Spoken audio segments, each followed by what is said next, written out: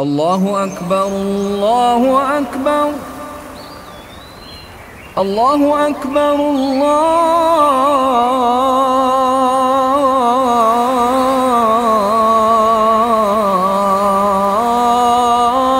الله أكبر.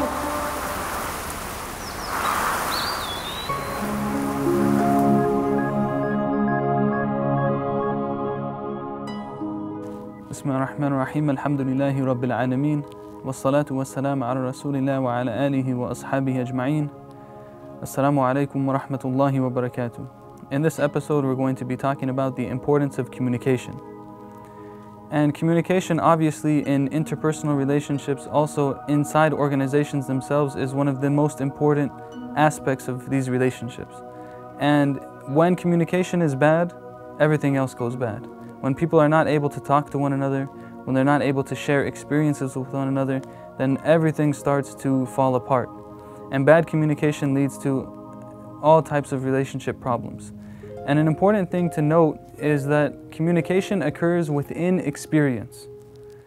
So I have a particular experience set, and someone else who I'm trying to speak with has a different experience set. If we don't connect and overlap in our experiences, then when I try to communicate something to him or her, there's going to be some sort of lapse. There might be something that doesn't come out as clean as it should. So one of the things we need to realize and understand is that when we're trying to communicate anything to someone, then we need to share experiences with that person or individual as well. They could be cultural experiences, they could be historical experiences, they could be any sort of thing that we experience in our lives, but we need to share those things and find those areas of overlap. And sort of an example to clarify how this can happen and how these kind of mistakes can occur is a story that I read about a man who was trying to make this point to some people that he was talking to. And he said, look, I'm gonna go, they were in downtown Los Angeles. And he said, I'm gonna take this $10 bill, it's a little bit old of a story, so if we can make it a $50 bill today.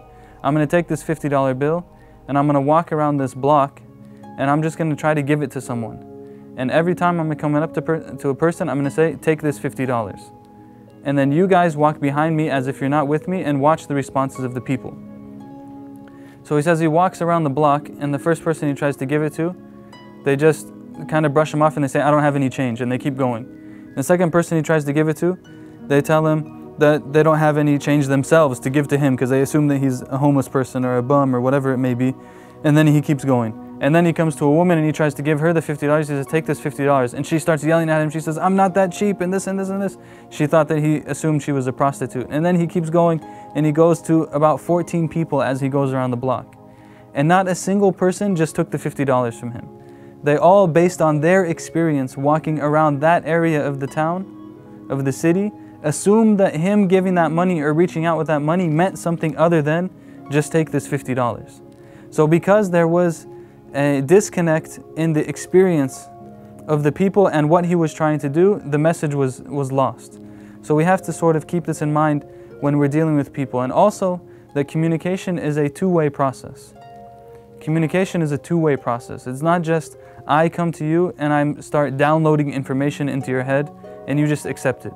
Or that you speak to someone or you speak at someone. We should encourage ourselves and try amongst ourselves to speak with one another.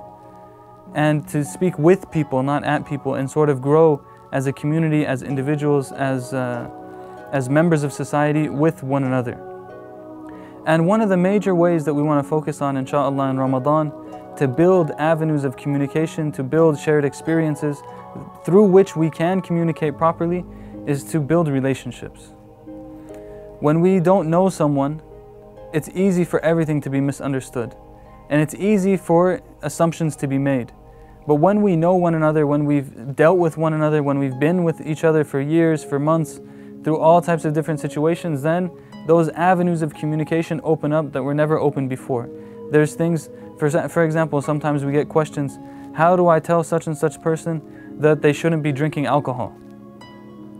The first question that I would ask someone who asks me that question is, how well do you know them? If you don't even know the person, then what makes you think that your moral point of reference is going to mean anything to them? If you don't know them and they don't know you. However, if you know someone and you've spent time with them and they know that you care about them and you really do care about them, and you've shared these experiences and you've built this relationship, then that communication becomes personal. It becomes something shared between two people. If that's not the case, then just general communication with no relationships, with no interactions with people, it just turns into rhetoric. And this is something that we should seek to avoid in our Islamic work and in our relationships with the general community. Jazakumullahu khairan. Subhanakallahumma wa bihamdik. Nashhadu an la ilaha illa ant. Nastaghfiruka wa natubu ilayk.